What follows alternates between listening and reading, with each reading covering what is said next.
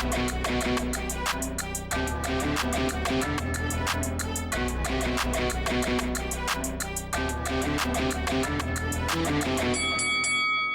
guys, welcome to Boxing Squared for boxing news and views from around the internet.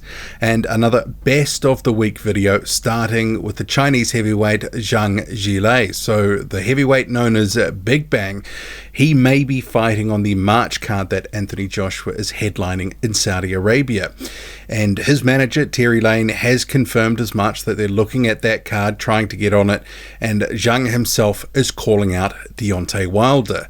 So he says, Wilder is such a great fighter. I open my arms to that fight. That would be a great bang for the sport of boxing. Don't overthink, man. Let's just do it. And that was Zhang talking to Boxing News. And everyone's seemingly trying to get on these cards these days because the money is huge. And obviously at the moment, it's helping clear out a little bit of the sort of logjam in the heavyweight division, moving different pieces around, fights that we may not necessarily have got otherwise. Let's face it, we wouldn't have got Joseph Parker, Deontay Wilder without the Saudis coming in and saying this is the fight that we're making. And as we know, huge upset for Joseph Parker, and he is actually looking to be back in the ring potentially in March as well, and that's his manager David Higgins confirming that, saying I think we'll look at every option, and Joseph wants to be busy and he's looked his best fighting regularly. He's got some momentum going, so the intent is to continue. We don't want to step backward to weaker opponents.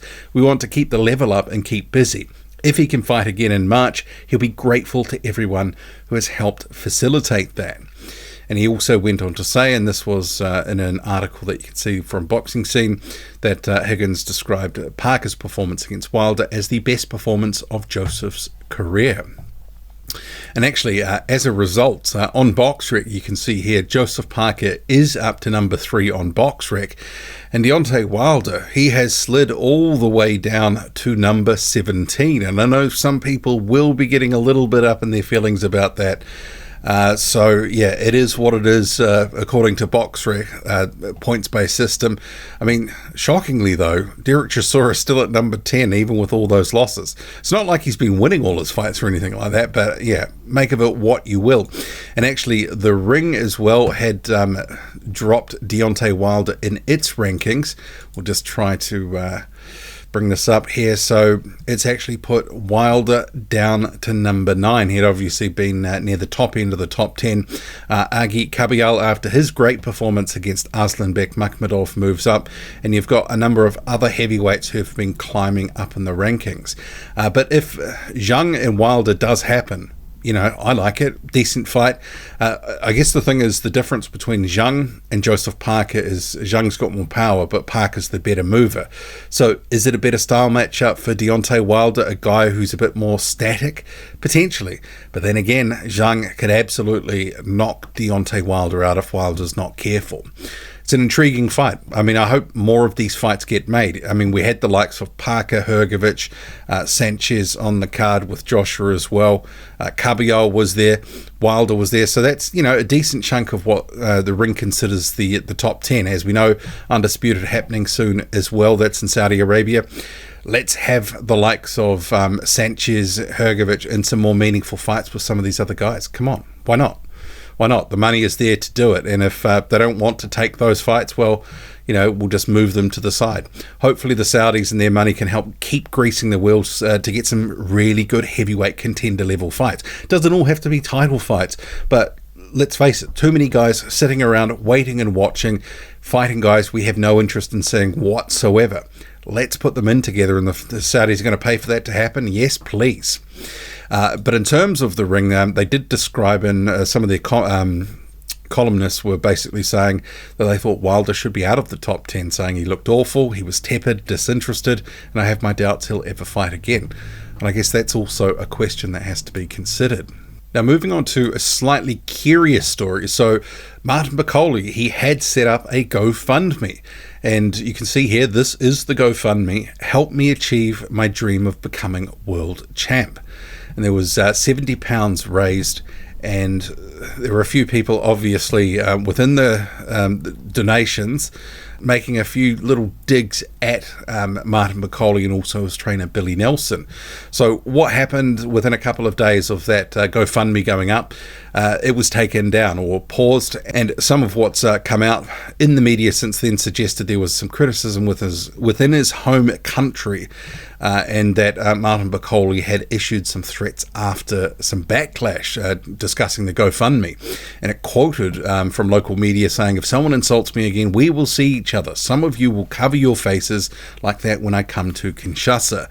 Let's see if you will insult me to my face. From now on, I will respond to all insults. When I return from the country, I wait to see if these insults in my face, and we will see." So the story goes on to detail that there had been some money that had been previously given to Martin Bakole, $100,000 from the government of Congo. So, yeah, I mean, I don't know all the ins and outs of it, but what's more concerning for me is the fact that he would feel he needs to put a GoFundMe up. I mean, we know that a lot of these fighters aren't making huge money until they get into some big fights and they're sort of cashing in on their career. But Martin Bakole is at a sufficiently advanced stage of his career. The purses that he should be getting and his cut of that after his management training, all those sorts of different things, his living expenses, should be such that he should be able to get himself through until he is getting those big fights. So you have to ask the question, is Boxer XX, his promoter, is his management doing what is needed to keep him active enough, but also getting him the paydays that he obviously needs to continue to grinding away, grafting away? Because that's certainly an open question, that if you're starting a GoFundMe, you're saying, I'm on the bones of my bum here and I really need a little bit of help. And he's asking the public for that help, or he did before it was basically paused. And as you can see in the donations on the right hand side, some people making a few comments. Make of it what you will. I kind of think it's a bit of a red flag, but I mean, why isn't Martin Bakole going to be on one of these Saudi cards potentially? Surely that in itself would be life-changing money. So he has previously, he was on that card, one of the cards last year. Maybe he could be getting that opportunity again, and given he does have a relationship with Tyson Fury, he should be trying to utilize that as well to get on maybe the undisputed card. I don't know. We'll have to see what happens, but Bakole is a talent. He is a very dangerous heavyweight. It's kind of sad to see that he's basically saying and putting out the begging bowl that, at the moment he needs an extra assistance, even though he's at pretty much the upper end of his sport. Yeah, a bit concerning. And just going to the WBA heavyweight rankings, this is some good news for Martin Bakole. So he has risen to number 1 in the rankings. So we'll have to see what happens now, what is going to be the Martin Bakole's next step, because he is in that position where he could be fighting for a title at some point. Maybe there will be a final eliminator to decide a mandatory challenger. Wouldn't it be great to see them order Martin Bakole versus Mahmoud Shah, get Mahmoud Shah out of the way, because he would absolutely batter him. And Bakole himself has recognized his number 1 ranking, saying, finally, number 1, baby. Be prepared, boys. Martin is coming. Hopefully for his sake he's coming in 2024, because at the moment it's a very slow crawl. And moving to one of the most curious stories from the past week, even more strange than Martin Bakole setting up a GoFundMe, Jarrell Miller. So as you can see here, this was the headline: Jarrell Miller arrested in Florida, charged with carjacking, burglary with assault or battery. So you may have already seen these headlines. I won't go through all these details, but this is not a good scenario for Miller, coming off a big payday in Saudi Arabia where he was beaten up and ultimately stopped later on by Daniel Dubois, to then a week or so later he's arrested in Florida. And these don't sound like inconsequential matters.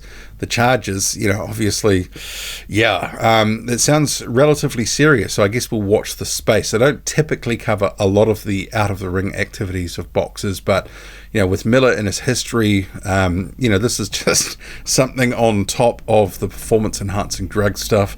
As we know, sometimes as well, he's gotten under the skin of other heavyweights, so it's just another chapter in the life and times of Jarrell Miller. I mean, when I read this, I was like, what? I mean, there may be some backstory here where he might be able to get himself out of whatever the situation is. Who knows? But he'll probably get his day in court. And Miller's trainer, who recently prepared him for that fight with Daniel Dubois, which, was at 6 weeks' notice, so Miller came in at a career high 333 pounds, not in the greatest shape, but his trainer has also been quoted as saying that I don't think he was hurt, he was just exhausted. The weight definitely played a big role. It was a little bit of Dubois. He was moving a little more than we thought he would be, and for some reason, the conditioning dropped after the third or fourth round. And he goes on to say that at 285 to 300 pounds, he would be a monster. So that's the trainer Aureliano Sosa, probably butchered that. But I would say Miller fought Marius Vach back, well, this must be like 5 or 6 years ago now, and he was 283 pounds for that fight. And he said he felt weak, and that's why he built up to round 315 for the likes of, Thomas Adamek and Bogdan Dinu, and he said he felt better at that weight.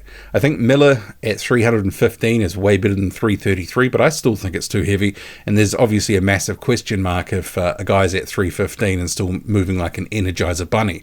He looked like he was a 6-round fighter in that fight against Daniel Dubois. Too much weight. But if he's going to say he feels too weak at 283, I mean, what's the real number, the optimal number, especially if he's clean? Certainly a question. The Boxer XX promoter Ben Shalom says that he wants to make Frazer Clarke and Fabio Wardley next. And as you might recall, in 2023 mid-year there was a purse bid and Frazer Clarke was pulled out of it right at the last minute. And that did not please Fabio Wardley. But Wardley is no longer with Matchroom. He is a free agent, as it were, or it appears to be. Shalom has said at the time there was a lot made of that purse bid and Frazer hadn't had the rounds.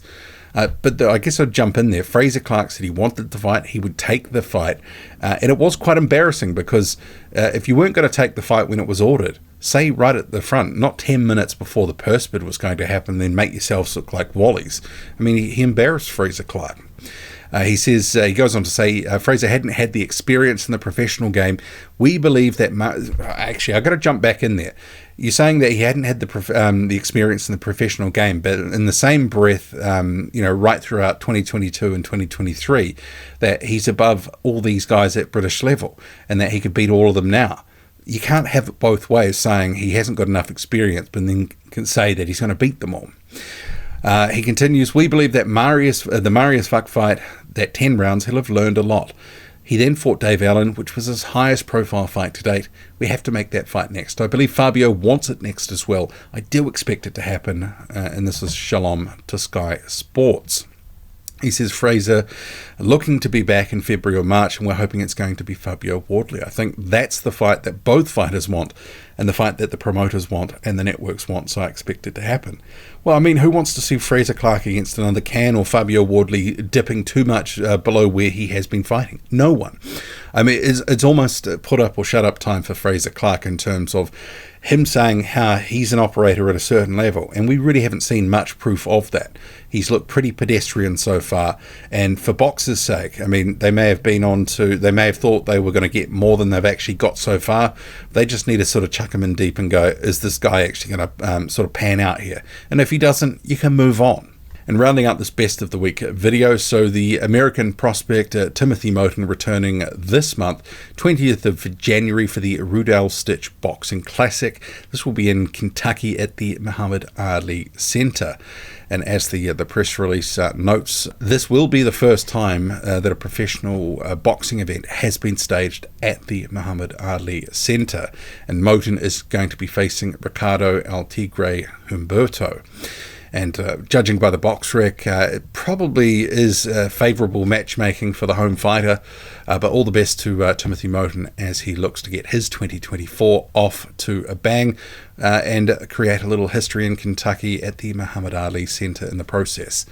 What do you make of it all? Drop a comment loud and often. Hit like, hit subscribe. Follow me on Twitter. Boxing_squared. I'm out.